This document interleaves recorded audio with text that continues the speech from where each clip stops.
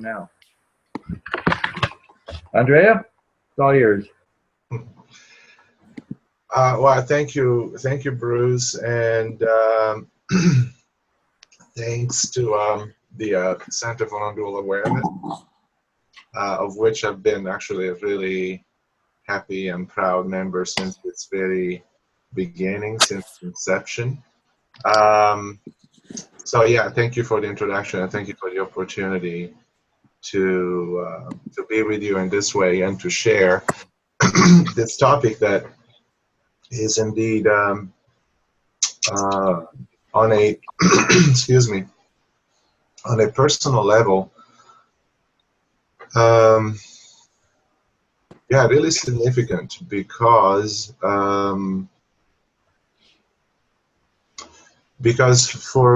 for me, this is an ongoing process, and it's a very alive and ongoing process. First of all, because it is very much part of being alive, being fully alive, and by that I mean fully conscious of my experience of disembodied entity with its many different roles and more or less temporary identifications with the roles and the different functions. And because of that, it is very clear to me that there is a significant amount of complexity, dissatisfactions, downright levels of suffering that do arise from being embodied, being in a physical human form, having on a daily basis to confront the multifaceted events of life. And what I find that is very vital through my own process of opening, recognizing, and integrating the non-dual is indeed the integration. How to integrate into daily life that which I recognize as being a fundamental nature of who I am, and at the same time, it is, for lack of better words, not fully integrated. Part of what I would like to really offer to you and share together is really being at the right at the edge of our every moment experience, and do so as openly, as frankly as we possibly can. And so in that, I'm really clearly and openly, without any hesitation, revealing that, yeah, the reason why this particular topic is important is because it's very alive. And to some extent, I don't presume that this is probably alive for all of you, but it could be fairly easily assumed that it is because of the common level of experiences that we all have as human beings. So in other words, we live our life. We are subject to all sorts of different experiences that do challenge us, that trigger us, that bring us to the forefront of having to really deal with, at times, very difficult situations. And because of our conditioning, we have been greatly exposed to do so in very habitual patterns. At the same time, for those of us who have been already exposed to the ever-present power of pure awareness, non-dual awareness, we recognize that there is this other realm of fundamental experience that is already here, part of who we are, fundamentally who we are. So how come at the same time we, knowing the two living and coexisting, how come we, let's speak for myself, how come I'm still struggling? So it's clear that a level of ongoing integration has to be us to take place. And that is sort of, that's the aim. It's not really a project in and of itself. It's more like an aim or a way of being able to live more fully. And so the exploration for us today is to really look at how this is sort of manifesting for us, and how this ongoing process deserves quite a bit of attention, because, well, I guess, by nature of identifying it as a process is something that is always ongoing. So where the rubber meets the road, it simply really means when it really counts. And that means not perhaps in the more mundane level of experiences of ours, but maybe in the ones that are really, really impactful. When it really counts, what happens? What happens for us? How do we, better yet, are we capable of fully integrate? Are we capable of fully live and experience difficult situations, challenging situations from a more open, accepting, welcome, non-attached, non-judgmental, etc., way of being? And I have to be honest with you, that is not the case for me. It does happen. I'm not saying that it doesn't happen. It does happen, but it's not the case in a good portion of my own experiences. And the question that arises for me is, so why is not? Is it because I'm not capable of it? Is it because it is not fully been embraced, recognized, and therefore lived by? Is it because inherently living in the world, as some of us choose to do, with professions, with family, with relationships, with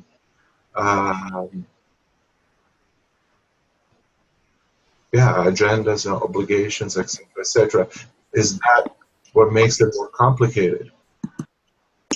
For example, choosing a lifestyle that is indeed much more conducive to not being so easily subjected to constant, heavy events, life events, stimulation, etc. So it brings it very alive, because I find that the vast majority of people, including what I do professionally, who I encounter, are indeed completely immersed into life with different professions, with different roles, with different levels of engagement, where the challenges are indeed very real, from traumatic experiences to just simply solving daily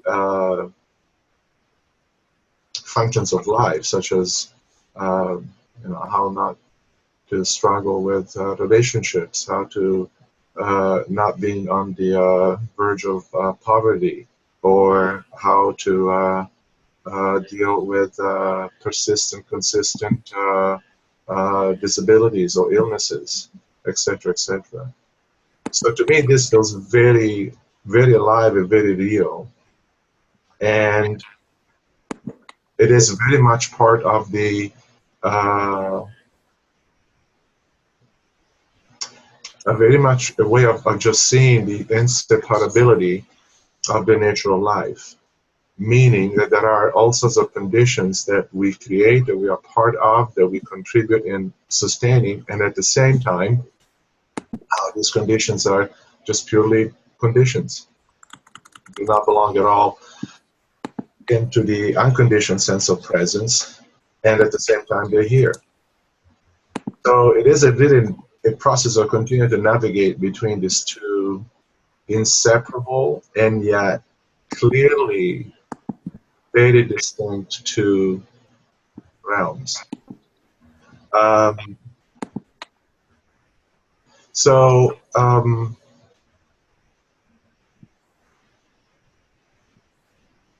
it is a daily level of exploration. It's really in painful attention. Is a moment to moment way of looking and being with life. That reveals again this ongoing fluctuation between being completely immersed into the conditions of life, reactivities, resistances, and at the same time, I discover how it is not even a question of measuring how long it takes. It's not even a question of time, but realizing immediately how these conditions are simply conditions. So there is a level of dissatisfaction arising, levels of downright suffering arising, and at the same time, really seeing the possibility and capacity for the dissolution of them. And so what I wanted to offer for us today is to just be right at the cutting edge of that, just moment to moment, for us to just really see together how it is for you. I literally humbly offer to perhaps being the facilitator of the conversation with you and looking at it together. And really seeing how as a community we can support each other in this ongoing integration. How do we bring the non-dual into our daily life more and more progressively, so that it's even more part of how we live.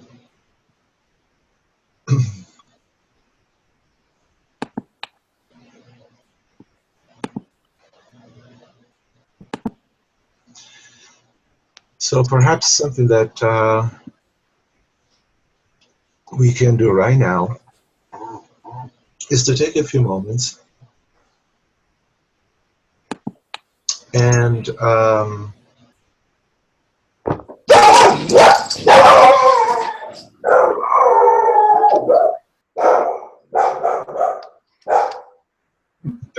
dog included. Yeah, I'm not getting a mute. Dog included. So let's take maybe a few moments. I'm not sure exactly how long would that be. So very spontaneously, letting all spontaneously arise, and really come more in contact with this dimension, both that of being completely here, fully present to what is happening, and begin to sort of notice what are our responses to what is happening. In my introduction, I think I wrote something along the lines of sort of looking into what happens when we make that shift from experiencing our natural state of presence more intimately, more personally. Usually that is done, within the privacy of our own self-experience. So here we have an opportunity to do it together. And what I would like to suggest that we do is to really be present in a way that continues to maintain a full connection with one another. In other words, not necessarily retrieving in our more private space, but just taking a few moments, being fully connected. And I would suggest that perhaps it feel different to some of you to do so with our eyes open, so that even our visual experiences is completely engaged. We're not taking anything away. Sometimes that happens, right? In meditation or contemplative practices, we close our eyes, we go inside, and sort of we are here, but at the same time we get a sense that we're more or less removed. So I like to do just the opposite. I like for us to just really be here, connected, fully present, and noticing what is happening for us as we, in a sense, tap more and more into a state of experiencing our natural sense of presence, of pure awareness.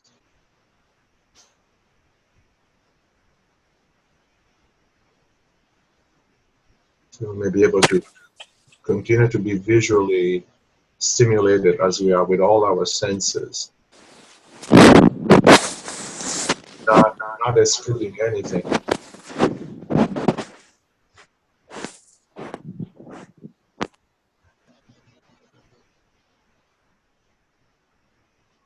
Not going somewhere else, our own sense of like a space, a private space, but just being right moment to moment, right here.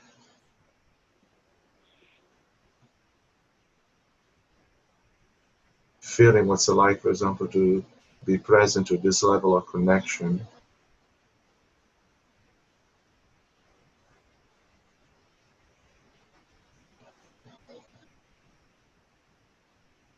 Being able to make eye contact.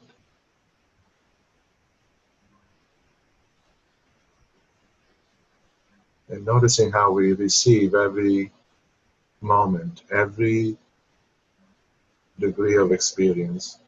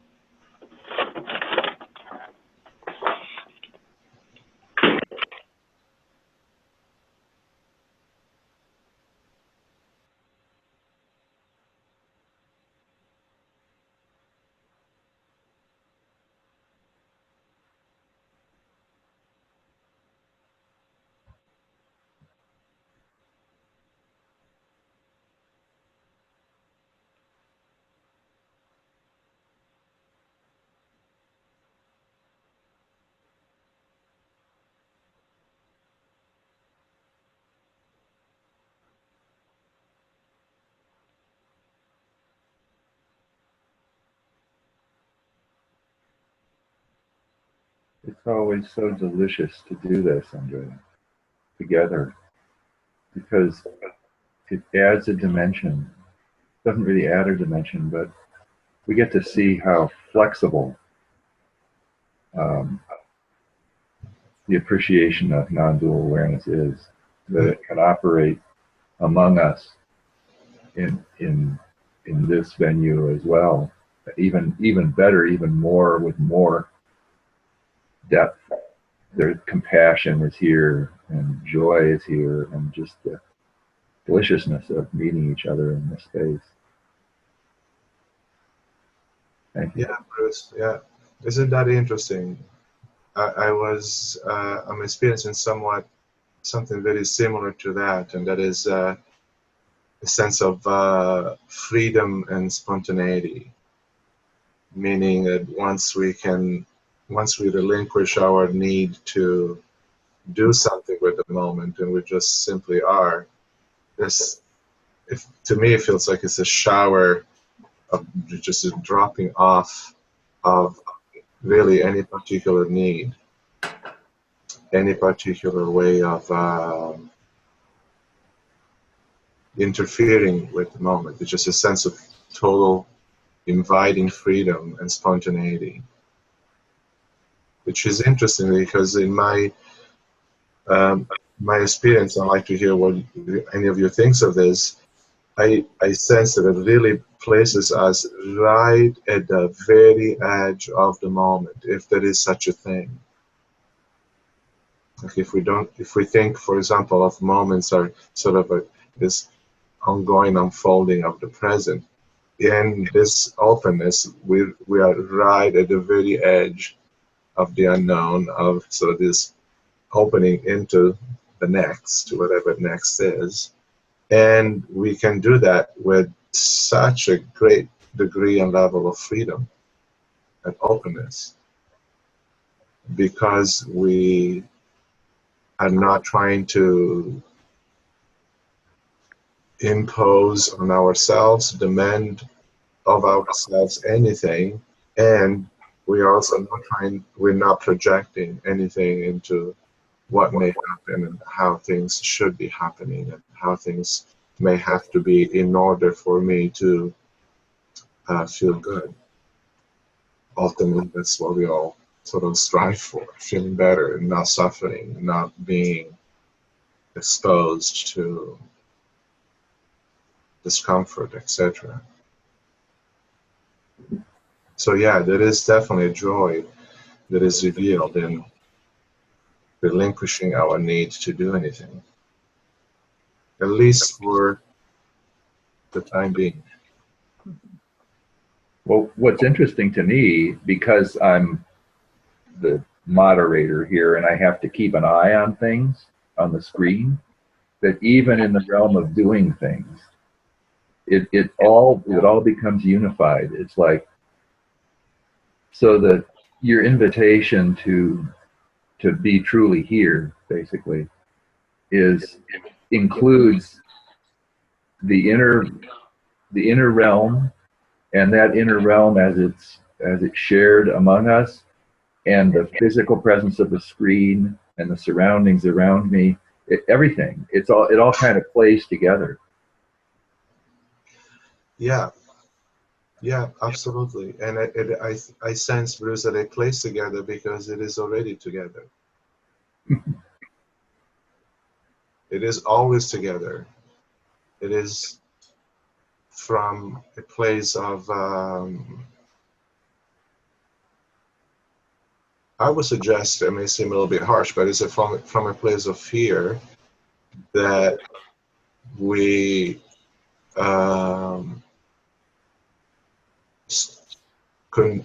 we have sort of conditioned ourselves from seeing it as a separate.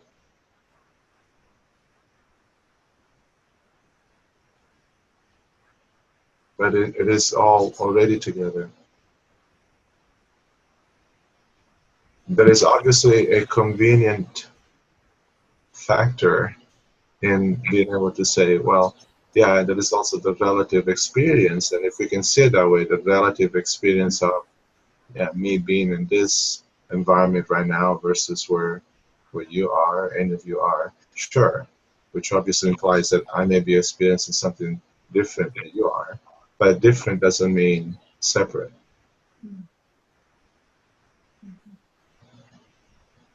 Difference simply means, yeah, it's just another quality of experience. I don't know why I'm getting the image of, you know, the night and the day. We separate the two. In essence, night and day are just an experience of how we see light. Light is light, and we experience our darkness, and we experience our brightness, but light is always light. So in a relative sense, sure, yeah, we need the dark to do what we do in the dark, and to do what we do in the brightness. And we need the brightness to do what we do in the brightness, but in a relative sense, yeah, there is a difference, but not a separation.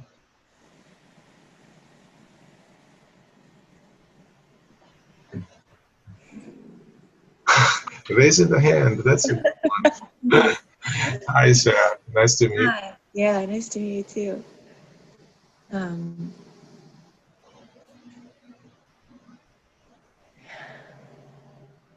That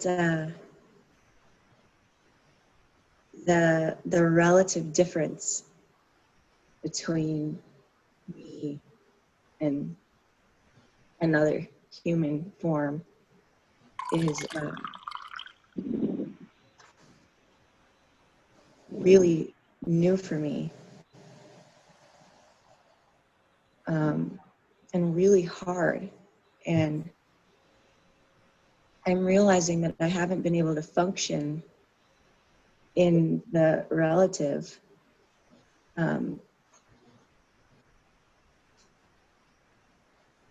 because I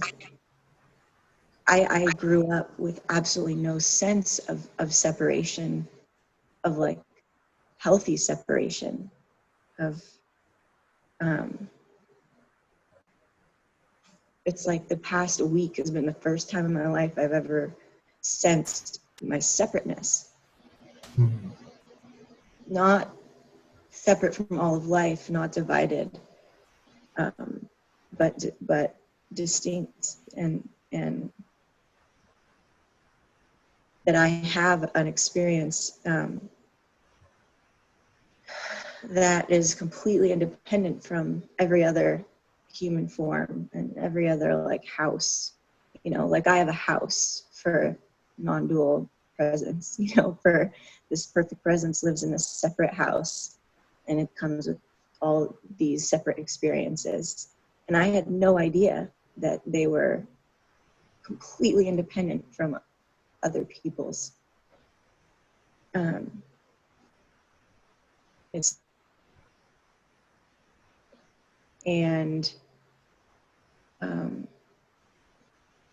also feels really good. Like awareness can actually live here, and if it had its own house, it would feel safe enough to like like function and relate and do and maybe be seen. And it just never really, I just never ever considered having a house of my own for it, if that makes sense.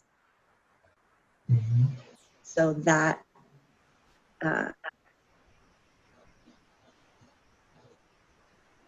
the separation is actually realizing this healthy separateness, I'm calling it. I don't know what else to call it. Is almost like almost like a real awakening for me. It feels like the truest awakening I've ever seen, something I've never seen before.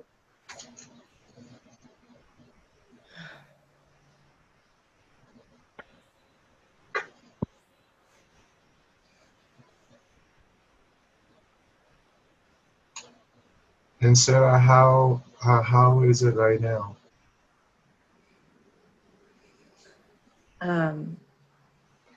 Well, I'm just looking at you.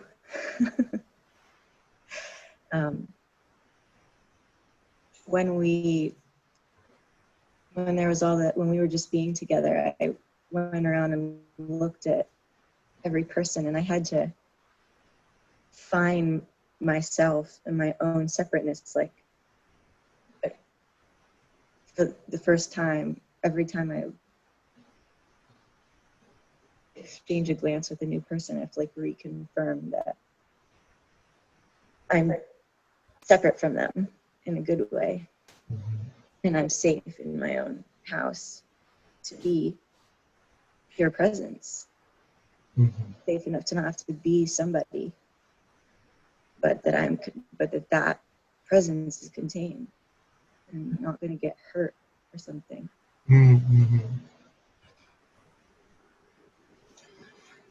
It's interesting to notice in how you're speaking of this, that there is what I'm sensing, and you can tell us more. Is there some sense of having to protect something? Yeah, having to protect pure presence in a way, and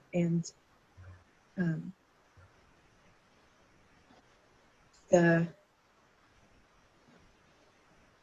beauty, the way that it expresses in beauty in my experience.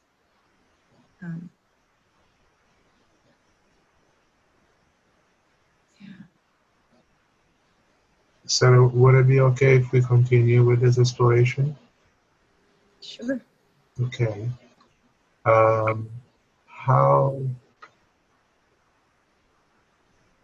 What do you sense that could impact the presence, so that it may need some level of protection? I say may, I'm not sure. Yeah.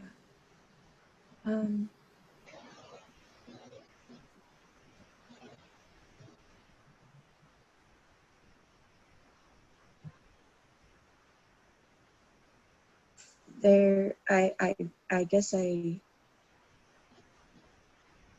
kind of grew up with this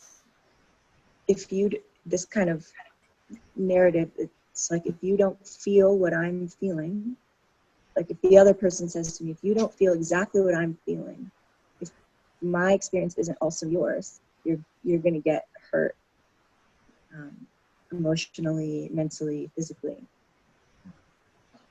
So I wasn't allowed to have a different one. I always had to be the one that parents were having. So I just don't know I'm allowed to have a separate one. And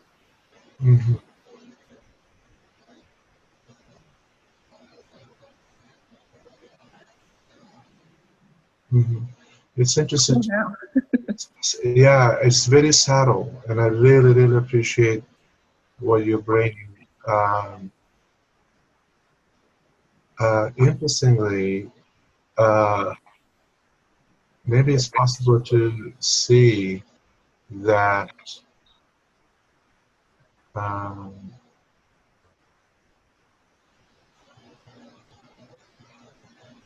you are having your own sort of personal experience of presence, right? That are in a sense uniquely yours. And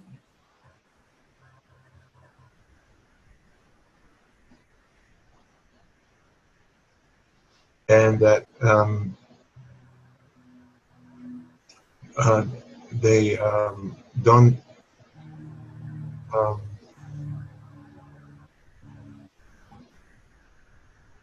yeah, they're really uniquely yours. So they're do you sense that part? I'm beginning to. Okay, and is that, how is that? Amazing. Yeah. Because I think it's really important to see that and to really rejoice in the fact that when we are experiencing what we are experiencing in our own unique way, this is not to say that this experience is ultimately separate from all other experiences. Right. It sounds a little bit strange to go in this way, but it's almost like saying the ground of experience is so like a unified field.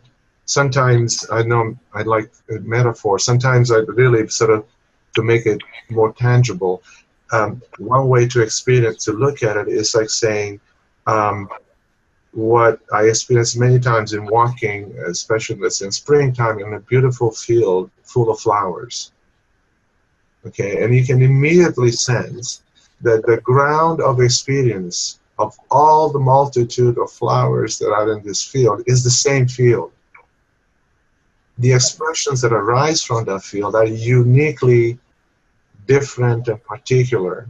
And because of those characteristics, the events that arise are experienced in their own unique way. But fundamentally, the ground of the fundamental experience of being is exactly the same. It's unified, it's not separate.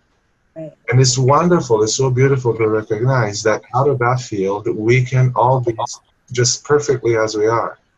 We don't need to change anything about who we are, how we are, especially when we are self-judging. Like, I should be different, I gotta be better than, I need to improve, right? Because that's obviously arising by a sense of looking to our right, looking to our left, and comparing, which is how we structure even more rigidly this sense, oh, I'm separate. I don't look like this flower here or that flower over there. And I bet you that flower is doing a better job of being a flower than I am. In fact, it looks brighter. Look how the petals are so big, and it smells so good, and wow, and all the bees are going to that flower and not to my flower, to me, etc., right? But that's a way of saying that the ground of experience, the ground of being, I'm sorry, yeah, it's doesn't separate. It's hard to put words to it, but I don't know if you get the sense of it. Oh, I've had the sense of it. Okay. So for you now, it's like a little bit different. It's more coming into a sense of being who you are, right? Yeah.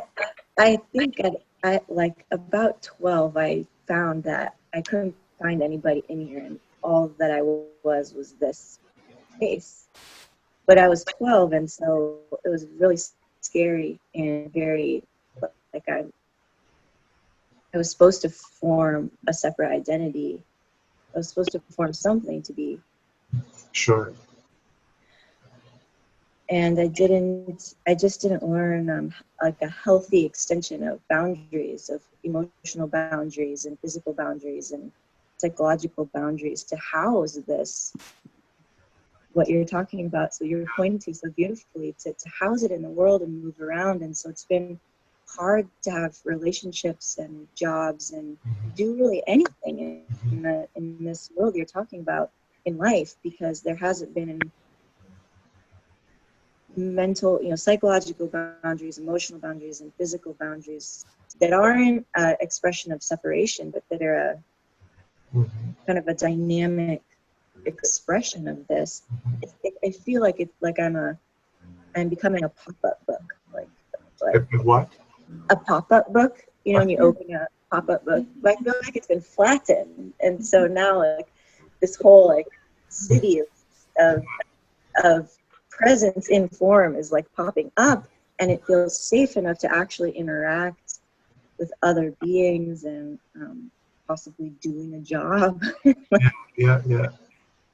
And feeling contained, like in a a temple, safe enough to actually function and maintain its own awareness of itself all the time. And so that's what I'm finding is amazing to consider the necessariness of that, which I just never did before, because this unity was just the coolest thing, and it was all I thought I needed to know. Yeah. I think you're right, because that is a very important distinction to make there, and that is between a healthy sort of sense of unity, a supportive sense of unity, and non-supportive one. There is obviously, to us, this is important to sort of recognize the relative importance of also being who we are. I mean, we cannot be someone else. We cannot be someone else. And at the same time, we cannot be ourselves in a way that we concretely believe that there is like a real self here. It's a bit of a dilemma. So we are who we are. So living in our conditions, right? And recognizing that, yeah, these are the conditions who are creating this being. Cannot be another being. And at the same time, not making this being so concrete that there is only this being, like being self-centered. Yeah. So there's a relative importance to, for example, what in psychology we call the ego. But then we have to really see what we mean by ego. If by ego we mean like a concrete self that is, you know, constructed in such a way that is just incredibly complex and so on. Yeah, but if we could by ego just loosen things up and say, oh, okay, so the network, the complex network of being in a human form, that implies having a body, implies having a functioning mind, an intellect. So all these different functions coming together with their relative importance, and pretty much nothing more than that. So go ahead. I'm sorry, Bruce. No, that's okay. Go ahead. Yeah, so we really, I feel there is a process of navigating between really seeing and not making anything more than what it simply is, which obviously implies seeing how it simply is. Yes. I like the thing with the hand today. I wonder if people on the phone, are you guys raising your hands on the phone? You can see. Can you hear me? You have to tap on the phone, then we know you want to talk. Okay, yes, Christine. Yeah. Yes, I just want to say it. I find this very beautiful, and I was reminded of I also work with clients. I also work with clients, and I had and I want to tap on into the connection.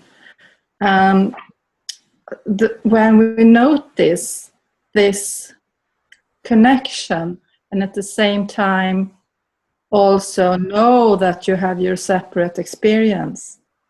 And I have the words, I have this in memory right now, where there's no doubt when you have the connection, and at the same time you have no idea what the other one is experiencing.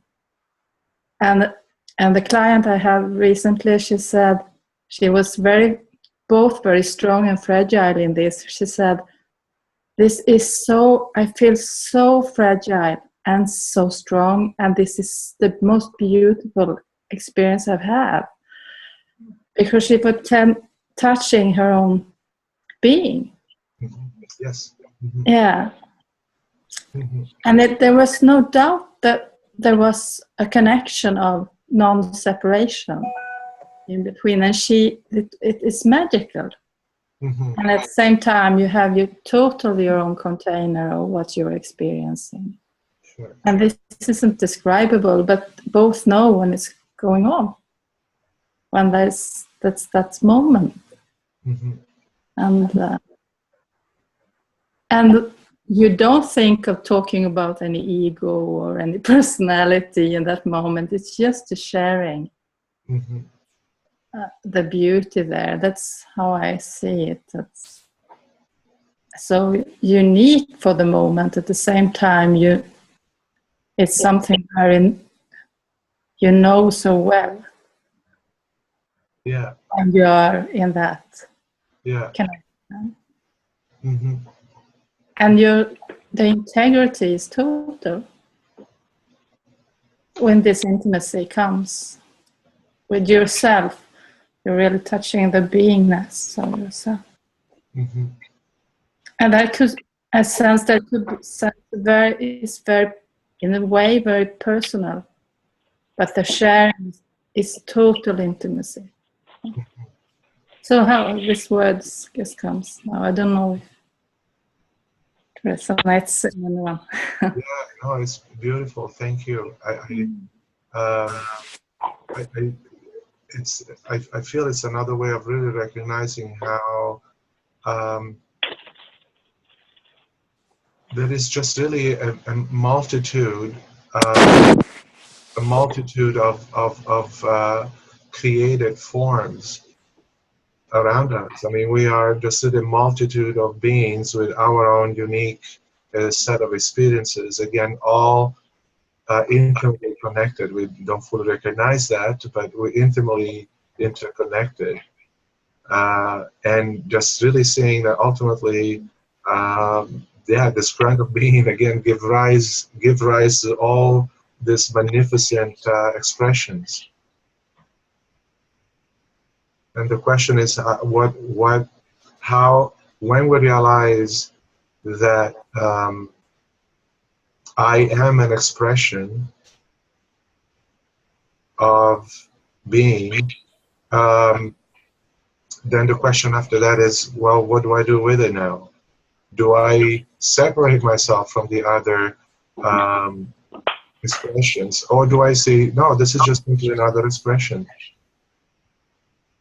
I am another expression.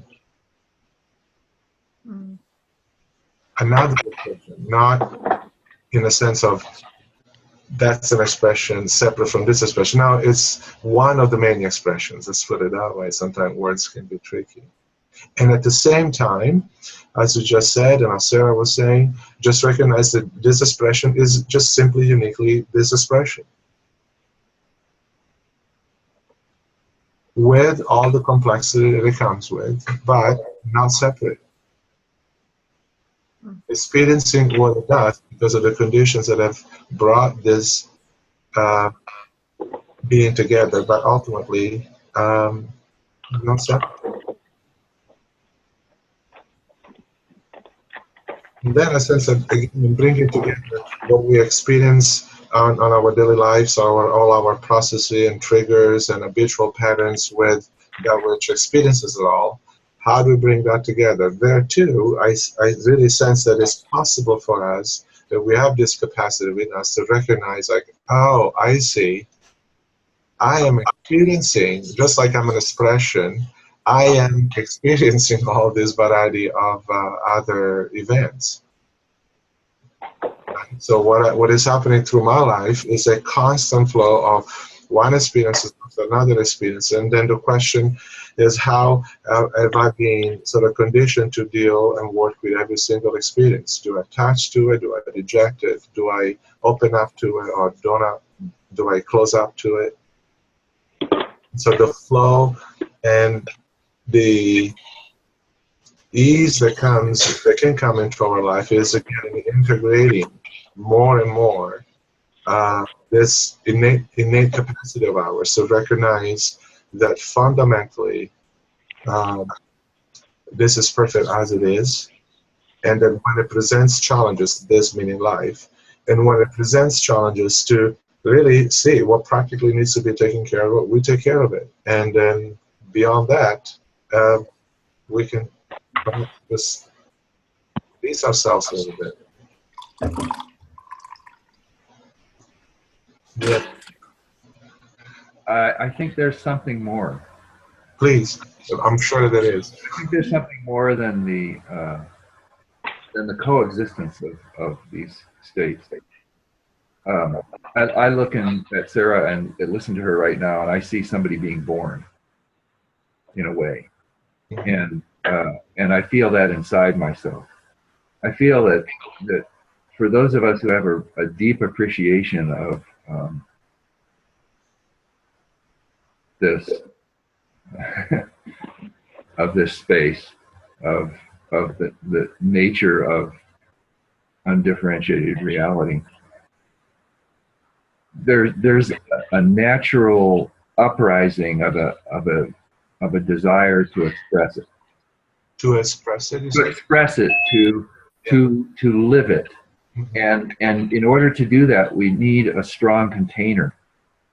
Just as we have this screen that can hold all of us here, and the field that's created because of that, the container on a deeper level.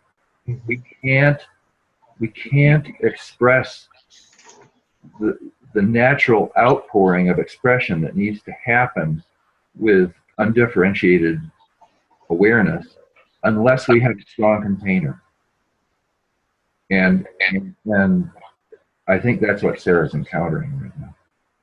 Mm-hmm. Yeah. Yeah. Yeah. I was just speaking of this, relating again to what Sarah was speaking. There are sort of two experiences that come to mind. Again, I sense it that really coexisting to be able to do what you're also pointing to, Bruce, and that is our sense of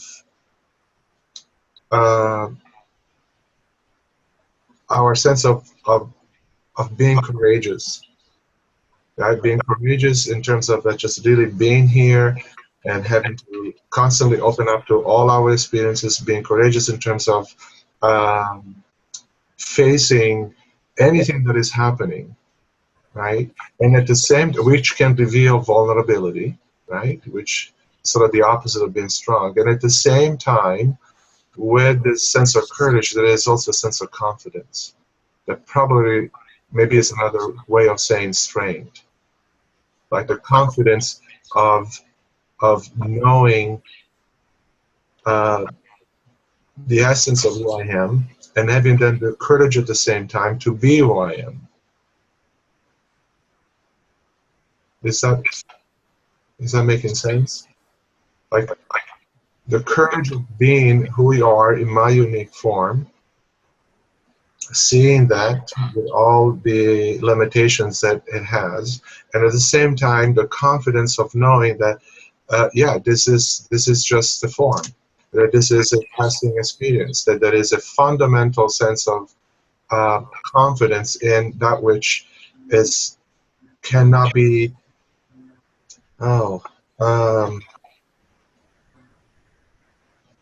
I'm sorry, cannot find a word. A sense of confidence. I'm not sure how to speak of it. Recently, I sort of contemplated the difference between confidence and trust, and I don't know if I'm getting caught up in my thinking about it, but I'm not trusting, like hoping that. This is a confidence. It's more like an innate sense of, oh, I recognize my ultimate level of being, and at the same time, I recognize the impermanent expressions of this being. Does that in some way relates to what you were speaking about, Bruce, the sense of the strength? Well, it's as if awareness needs a place to stand in the world. Otherwise, awareness has no way of participating in the play, or whatever we want to call it. Yes, yeah, to some level that is true, but we may also want to be careful in not reifying awareness and make it into something. So we can say that awareness is present here, that can be expressed in the way I'm expressing, you are expressing, anyone is expressing it. But at the same time, that is not some kind of object that it's right here in this room, right, in this space. Actually, it's the other way around. The space is where everything is actually happening.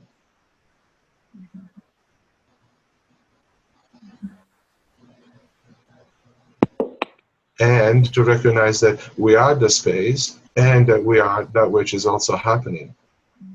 The two are not separate.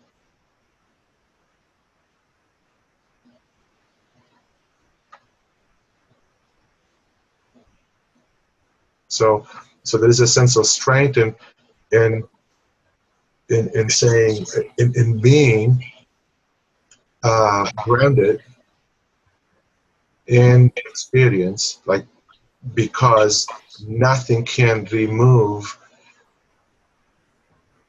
this state from what it is. In other words, presence cannot be moved or somehow altered. So there is a sense of strength there, which to me it feels like a sense of like confidence, like, yeah, that nothing can happen to disturb this, and at the same time it can have its own unique expressions, which means that it can change and have a variety of different experiences, but ultimately no thing can disrupt this presence. So it's not even strong, because strong would be as an opposite to something being weak. And awareness is neither strong or weak, because it's not something that we can measure by any level of but we cannot measure it. We cannot measure if it is strong or weak. We cannot measure it in any way.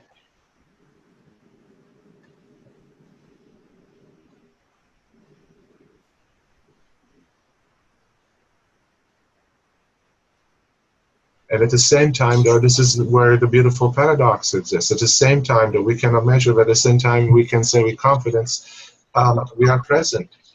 I mean, we can confidently say, we are here. We can confidently do that. Any of us. And just, I really trust that every single one of us can say, I know I'm present. Now, what do I mean by I know I'm present? It's another conversation, but we can say, I am present. I'm present. Presence is here. Presence is here in the form of what now you're seeing through the screen as someone who we call Andrea, or Bruce, or Sarah, Christina, etc., etc.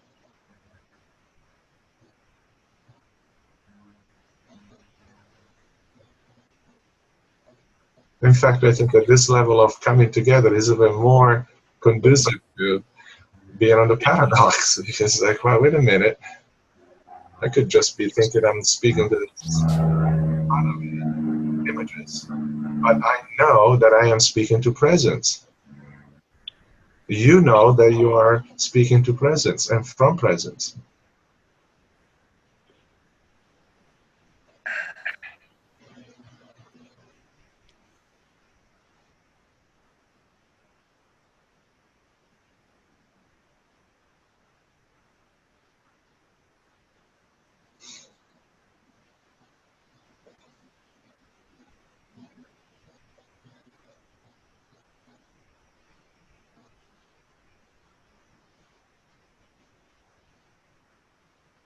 I can say something more about that. I've had about conditioning and being presencing.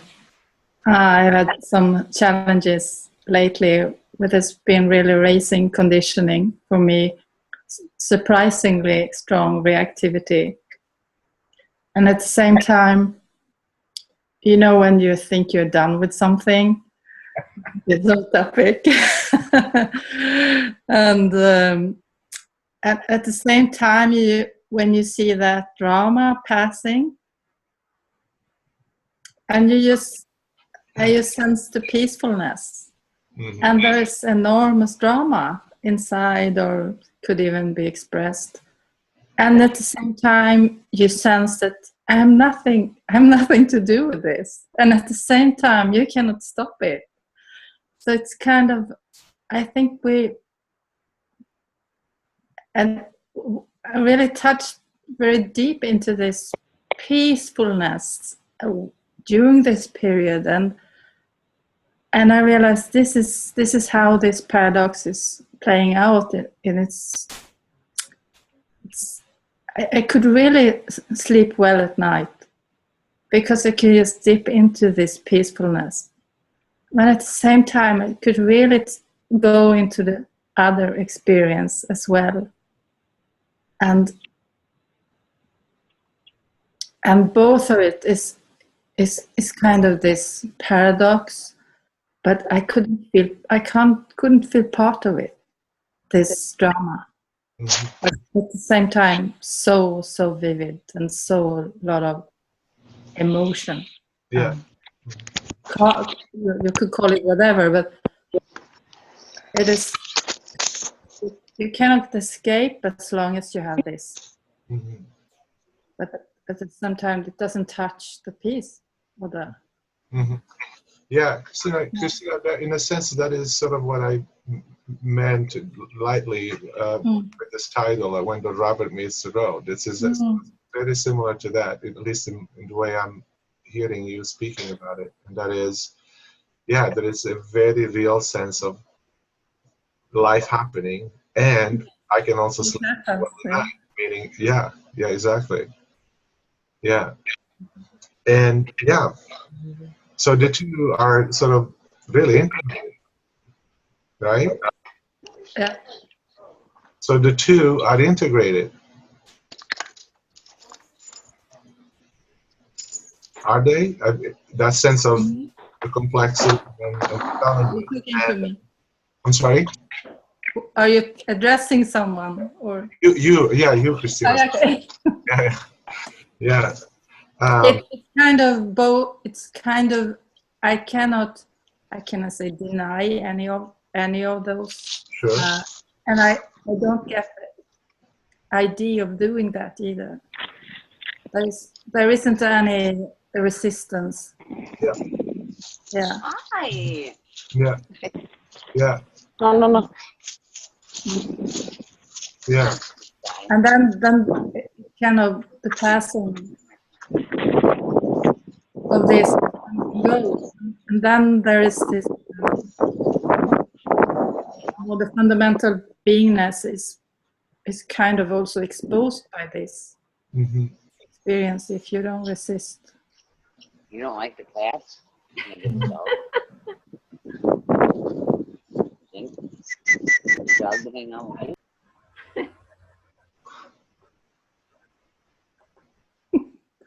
Yeah, I don't know if I was addressing what you were asking. Well, I think you were. I was just again reflecting on how what you were sharing in your experiences is very similar to what I'm also sort of experiencing, going through, and sort of like the theme of this exploration, which is indeed like when life is really happening, I think things are done and so on, then they here it is again, very alive, and at the same time I recognize that I can also just let it all go. And there's this movement between the two, ideally just being in the middle, where we can allow the two to come together in a way that, like, sure, life events are occurring, things are happening to me, but is this really, how am I being with this? That to me constantly the key point, like, how am I being with life? Yeah, but sometimes also you're not being the way you want. You know, it's now sometimes the conditioning isn't the way you want. You cannot control it. Oh yeah. This is why I completely agree, and this is why this becomes for me it's a really ongoing, in-depth, and fairly challenging process, because I fully recognize, and I'm not sure what your experience is, anyone besides Christina, how deeply ingrained, how deeply embedded conditioning is. I can see it. At times it takes nothing, what it seems like nothing, to just turn the switch on, and here comes frustration and anger and upset. It may not last very long, but boom, it's right there. It's like a lightning just hitting you, completely unexpectedly. When again, I'm thinking like, wow, yeah, I can be, I'm just really, I'm in touch with the non-dual. meditate, right. And then here it is. That's to me when the rubber meets the road. Like, wow, how is this? How this continues to be integrated? Yeah, sorry. Oh. Yes. There's someone else there. Oh, I Yeah. guess we're just kind of getting revved up, talking about, as we're talking about conditioning. Yeah, I'm glad we're talking about this because I've been experiencing a lot of reactivity lately, on and off. And really, a lot of it out of my control. And I think a lot of it is, it's like physiological. Like I can't help my physiology, if whatever we want to call it, like illness or hormones or whatever. And I can come on like really strong or harsh, snappy, and I don't even sometimes know I'm doing it until afterwards, but sometimes I do, and it's like a whole nother person comes out. Mm-hmm. And then afterwards, a lot of times I'll feel like a lot of sorrow because I've been disconnected from like who I want to be, or I'm mean. I feel like I've been mean to somebody. And,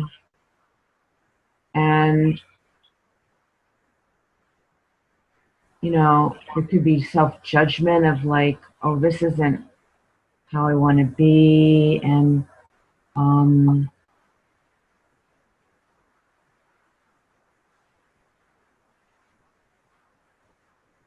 you know, and then I can, as you're talking about it too, it can be in a totally, you know, a little bit later, I can be in like a totally raw, heartful place that opened up from that reaction.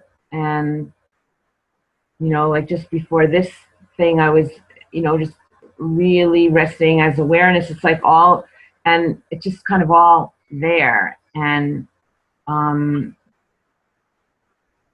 sometimes I think that this just is going to be how it is, you know, like they just never get over that kind of imbalance, you know, physiological imbalance or whatever it is that's coming through with that harshness. But who knows? I don't know. But it's just nice to talk about it and realize that I'm not the only one. That, you know, been meditating for over half my life and still have this stuff, you know. Yeah. And I think the painful part is too, it separates me. Like I feel separate from Bruce because he's the person next to me that I'm usually jumping down, you know, on. And it's just painful. That separation, that feeling of, oh my God, I've been not nice to somebody that I really love, and it just hurt. My heart hurts, you know. So that's just kind of my little report here. Mm-hmm. When I just share it like from a nuts and bolts place, you know. No, thank you, Ali, for saying so, because it is indeed my experience as well. That is incredibly surprising when events like this do happen. I was reflecting on what you were mentioning about, oh, I wonder if this is how it's going to be. What I'm discovering is, on the one hand, there is the utter clarity and reality that, wow, yeah, I'm definitely still subject to a lot of challenges and a lot of turbulence. This is not smooth sailing. Okay, there's definitely a lot of challenges still happening. But are these challenges really defining me, quote unquote, defining the being, or they're just challenges due to the conditions of just being how things are evolving for me right now? And then for me, there is a sense of relative reassurance that every time something like what you mentioned, and Christine and so on, is recognized, that we have then the capacity to further integrate it, to further sort of fine tune it. Because, as you were saying, we have these very strong reactions, and then we can correct them. We become really aware of what is happening, why perhaps it's even happened, and made the correction that is necessary so that it sort of lessens its impact as we go. This is what I've honestly also been experiencing in the midst of everything that is happening. There are this sort of gradual, progressive reconditioning, which I sense is sort of like a further integration of the non-dual, so that the activities begin to, over time, to lessen the impact that they have on our life. So there is, again, a sense of reassurance that, yeah, it may not be like this for the rest of my life, which could be a way also, you know, perhaps giving up on this process. And at the same time, though, fully realizing, wow, yeah, this is definitely still here. The conditions are really, really strongly embedded in this being. Any condition, from the loving, kind ones, right, which we tend to not really acknowledge as conditions, but they are. Right? They're kind, they're wonderful conditions, like loving, expressing generosity, and etc., etc. But they're also relative conditions. And then the more negative ones, such as, you know, frustration, anger, and reactivity. Again, there are two. For example, we use a very dualistic approach. You know, we dislike the negative reactions, and we sort of like when we are nicer and so on. You know. Jen. I keep being reminded of a title, and I don't even remember whose book it is, but speaking from this place of unity and awareness and all. And then I hear how it's so easy for us to set up some image of what that should look like in terms of our behavior or reactions or emotions. And what comes is that sense that, you know, this way is not difficult, only cease to cherish opinions. And we have this opinion that we need to be a person that never has frustration and never has fear and never has anxiety or any of those things, instead of saying this too is yet another face of our original nature. And to me, that's the ultimate challenge, is to really be able to embrace that, embrace the truth of that. Wow, and even when this is going on, I'm still complete. I'm still this. That's just miraculous, and also pretty much unbelievable a lot of the time when it's actually happening, you know, when we're caught up in the midst of it. And to really find that way to yeah, sort of let go of judgment, basically, around that. And that doesn't mean we just give up, we just act out on everything that comes through, sort of, but a different way of being it that allows all facets of our humanness to be here, and to recognize we wouldn't want to ever be a person that never ever feels frustrated or even never feels angry. That's a measure of our unique human embodiment, basically. And we would not be a whole human being if we never had those things, I think. So, I mean, I sense the challenge being agreeing to let go of having to have some perfect ideal or image of how I am. And to be able to remind myself, even in the midst of the, you know, ragged road, to say, never not here. Even now, never not here. Even right in this. Wow. And I really assent to the fact that this includes all this yuckiness, all this, you know, fear, all that, you know, all the negative aspects, as well as all the blissful aspects. Wow, can I really agree to that? Wow, can I, you know, and in one sense, we can't not agree to it. It's what's happening. It's who we are.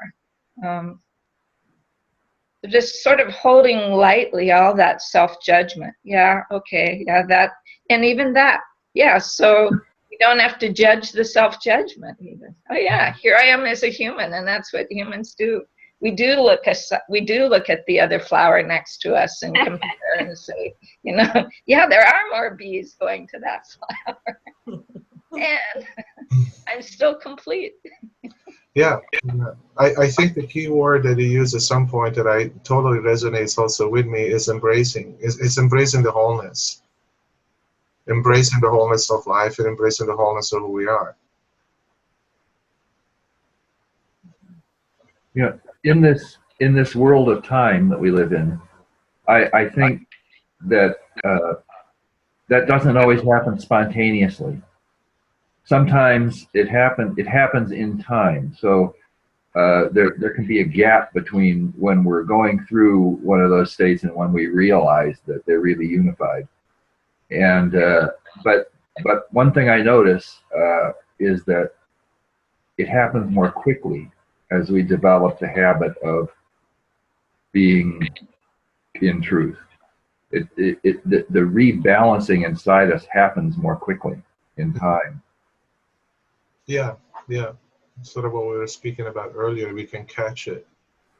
Yeah, it is. I also sense that too, Bruce. This is a sense of being more connected. As I said, being more in truth. We can see it with more precision. So at the same time, it's sort of what Jen was also speaking about. We embrace the totality of life. We embrace the totality of who we are. And at the same time, we recognize that through our capacity of seeing all the relative aspects of existence, we can also reorient ourselves, which is what I think you're pointing out. That was magic. Now, wait a minute. What happened there? You muted. We want to hear. How did you do that? Yeah, we have the professional version of Zoom, which allows us to sort of transport to each other's windows, you know. When my Zoom unzoomed, I could come up and join Bob's Zoom. Zoom 4.0. Speaking of time, I have to go. I just wanted to thank you, Andrea. Oh, thank you, Sarah. Wonderful to meet you, and this was beautiful. Great to see you, Sarah. Wonderful to meet you too. And thank you so much for your sharing. Bye, everybody. Bye. Bye. Bye-bye. Bye. I guess that raises the question for also all of us. How are we doing on time, Bruce? I don't have a sense of it at all. How long is this supposed to go? I'm supposed to know. 11:30, but I have no idea what it is. Well, no, I mean it's 11:30 your time. Yeah. So we got about 7 minutes left. Oh, okay. Okay.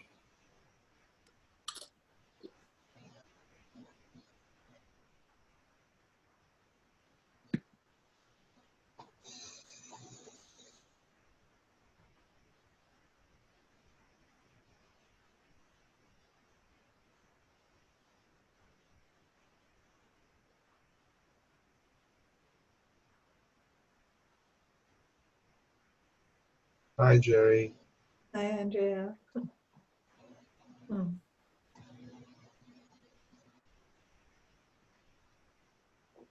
also hi again to everyone we cannot see. I see at least 3 people on the phone. So if you like to say who you are, we'll love to hear it, but don't feel obligated.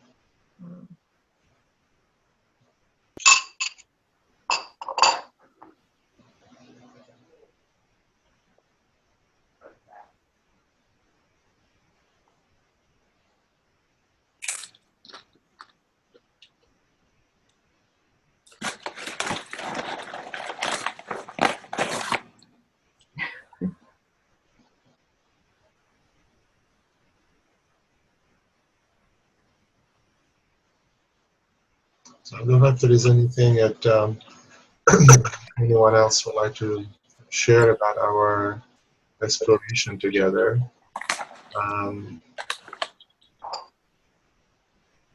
Otherwise, it's just wonderful to just be.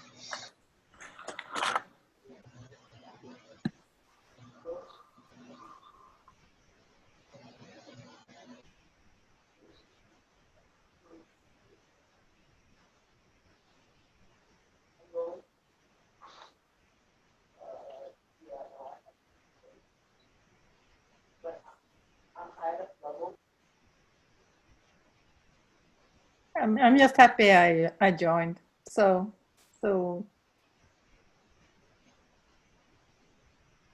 I'm happy you did too, Christina. Yeah. So One thing that's always interesting to me on these Zoom calls is the way, if we have that gallery view, that we see ourselves as a part of the whole, sort of. Oh, yeah. Yeah.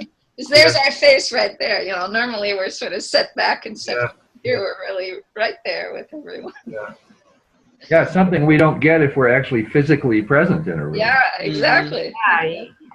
We only see ourselves in the countenance or mirror of everyone else, and here we actually see that image that we call ourselves. Right there.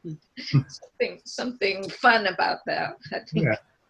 I have to say that this way of connecting has sort of really grown on me. It's just really wonderful. Mm-hmm. Yeah, I have to really thank technology for making this possible. Yeah. And obviously for us to be willing to come together. and also this, I really appreciate this richness of contentless together. I really do that. Yeah. Yes, I've really appreciated being here with all of you this morning too, and just the embracing of it all, as Jan says. It's been a wonderful exploration for me as well. Thank you. It's been wonderful to see you here, Jerry. Yes. Yeah, you look beautiful. You're just here. Your energy is just, you definitely feel it. Mm-hmm. Thank you. I've so appreciated all of you. So thank you. Thank you so much, Andrea, for making this opportunity to come together. Yeah. Really, thank you. It's a real pleasure for me, and thank you for making it possible. The center, and really continue to appreciate how the center continues to grow and expand, and I really appreciate to have had this opportunity, and I'll definitely love to have more. So yeah, thank you. Thank you. Great topic. Yeah, Yeah, thank you on the board for all that you're putting into this. Is wonderful. Thank you so much, Andrea. Yeah, thank you. Yeah. Yeah. It would be interesting to do some more on this topic, I think. Okay. Yeah, maybe if you want to, Bruce, you can recycle me in at the next opening, and we'll bring part 2 of this and see how it goes. We'll talk about that. The next 2 months actually are booked. We're trying to do one a month, and I'll be doing one next month on spiritual autonomy and the relationship with the student-teacher relationship. And then Maya will be doing one about what's her thing? It's about it's about using how we can use internet to network our offerings, like kind of in a broad practical way. broad way, like all over the country, doing kind of things for our own work. She's got a lot of background in that and some expertise in it. So. Yeah, it's wonderful. Yeah, so feel free to, maybe we can talk or recycle me in whatever next opening. Yeah. Whether it's 2 or 3 months down the road, it'll be fine. It'll be great. Really love it. Yeah. And Bruce, what day in November is yours? I can actually tell you if I look on my calendar, which is on my computer, so just be a moment.